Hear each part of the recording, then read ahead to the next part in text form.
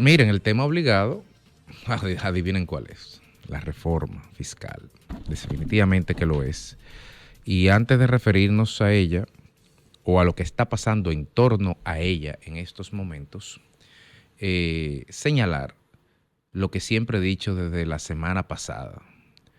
La reforma fiscal que está planteando el gobierno de la República Dominicana es una necesidad. Hacer una reforma fiscal es una necesidad. Es una necesidad y es un mandato. Está en la ley de la Estrategia Nacional de Desarrollo, que no la hizo el PRM y que se hizo hace 2 años y no se ha cumplido. ¿Por qué hacerla? ¿Por qué hacerla ahora? ¿Por qué de ese monto?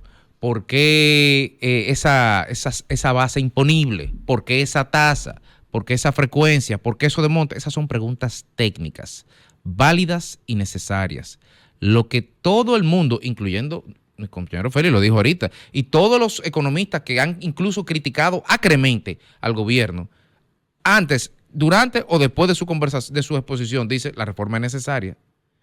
Entonces, si la reforma es necesaria, tenemos que construir y ayudar a que el proceso de generación de la reforma sea óptimo en el sentido de que la sal no nos salga más que el chivo, en el entendido de que el objetivo de la reforma no debe ser esquilmar a la población de manera tal que la deje desvalida y sin recursos y pasado 2, 3, 4 años esté más pobre que al principio, porque después que sea más pobre pagará menos y al final la reforma en sí no tendrá efectividad, porque si a usted le quitan capacidad de generación de riqueza, va a tener menos base imponible y va a tener menos que pagar. Antes, cuando se pagaban los impuestos en naturaleza y usted tenía chivo, en la antigua, en Europa, por ejemplo, Europa medieval, usted tenía cabra, si a usted le llevaban todas las cabras, el año que viene no iba a pagar impuestos porque ya no tenía cabrito. Entonces hay que buscar un punto de equilibrio. Y parecería, el gobierno, al presentar su reforma y depositarla, parecería, después de las reacciones que se han generado, de todos los gremios empresariales, casi todos los gremios organizados, las academias, casi todos los economistas, un casi cuasi total. Parecería que desde el Ministerio de Hacienda, que fue donde se hizo la reforma, que vinimos advirtiendo de hace meses que ahí se estaba haciendo la reforma en un despacho unilateralmente, parecería que no se hicieron los consensos necesarios ex ante, es decir, antes de escribir el documento. Parecería incluso por alguna nota de aclaratoria posterior y que se han visto que no, que el IVA de la transferencia no va, que tenemos errores garrafales, que no se consensuó ni siquiera su redacción. Pero esos son errores de técnica, esos son errores que pueden pasar necesariamente. Parecería que los consensos no se hicieron y parecería que la estrategia de comunicación del gobierno tampoco se alineó. No se alineó en el sentido de que no hemos visto a ningún ministro, ni siquiera los sectoriales o los beneficiarios de eso. No hemos visto al ministro por ejemplo, al ministro de Obras Públicas, que sería un beneficiario en el sentido de que parte de esos recursos irían a la ejecutoria de su ministerio. No lo hemos visto defendiendo la reforma. No hemos visto al director de Impuesto Interno defendiendo la reforma. Hemos visto a un presidente que dio la cara, porque Abinader, usted puede decir lo que usted quiera, pero siempre da la cara. Incluso Jochi Vicente puso su reforma, será la de él, la hizo él, pero la defendió a capa y espada. Hemos visto a algunos ministros, hemos visto al director de aduana, Eduardo San Lobatón, hemos visto a Sigmund Freud, pero aquí hay ministros que sus sectores van a ser afectados y que sus sectores y sus gremios sectoriales están gritando y hay ministros que están callados porque se están preservando. Oigan que están algunos ministros preservándose y el gobierno y el presidente peleando solo. Bueno, pero es un problema del gobierno.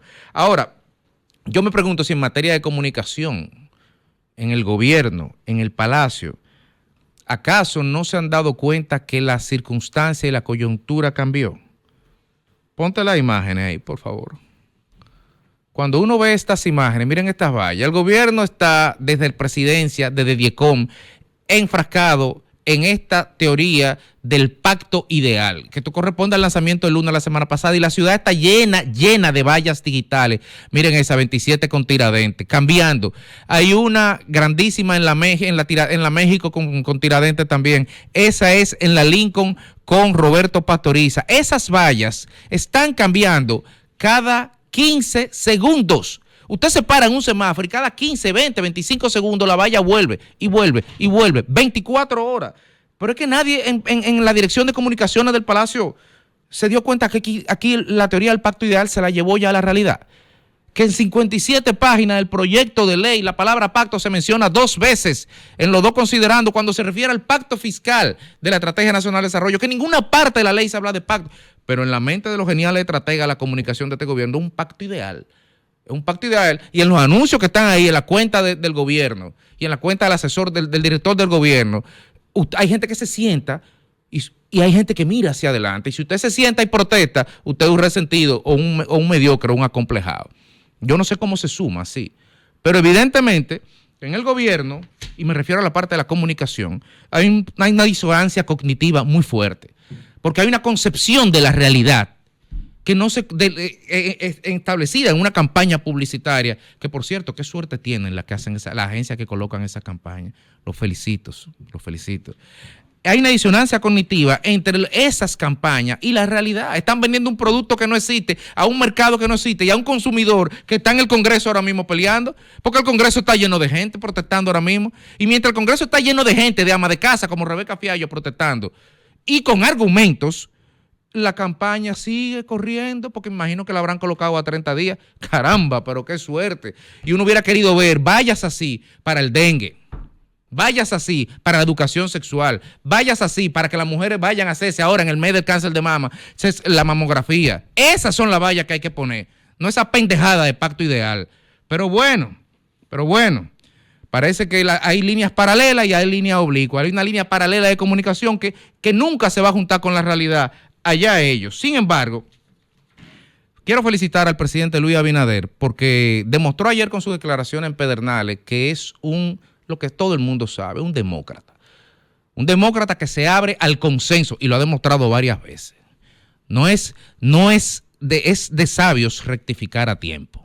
Y Luis Abinader lo ha demostrado muchas veces. Y cuando ayer dijo, en un momento de clímax y de gloria política, porque en el tercer crucero que llega a Pedernales es un éxito y una confirmación de su visión de Estado para con esa región, que la reforma va con consenso. Y sí es cierto lo que dijo el presidente, una decisión valiente impulsar esa reforma, porque aquí todos los anteriores que él se rajaron con eso. Sí, pero también en la forma se pierde el fondo. Y yo creo que aquí el gobierno ha cojeado. Y creo que tiene la oportunidad, y lo está haciendo, de que en el Congreso las fuerzas puedan expresarse, pero no para hacer catarsis, sino para enriquecer y cambiar. No es para desahogo. El Congreso no es un diván de psiquiatra que usted se sienta, dice lo que quiera decir y luego se siente bien y se va para su casa. No, es para tomar nota y luego en el Senado habrá que hacer otra, será. Entonces, tanta vista pública como haya que hacer, que tendrán que hacer. Sin embargo, yo le pido al presidente que retome finalmente el llamado que él le hizo a los líderes cuando ganó las elecciones, a los líderes de la oposición, que le dijo voy a ir a su casa y le voy a hablar de la reforma. Y yo le digo, en ese espíritu, señor presidente, convoque a las fuerzas sociales, complemente ese esfuerzo que se está haciendo en el Congreso, convoca a todas las fuerzas sociales y construyamos juntos como sociedad una reforma fiscal, porque tenemos que hacerlo, porque aquí hay que modificar las reglas fiscales, pero una reforma fiscal que por lo menos, si va a ser dura, podamos discutirla entre todos y todos estemos de acuerdo en que esa es la mejor reforma que podemos tener como país, porque es la reforma que podemos pagar.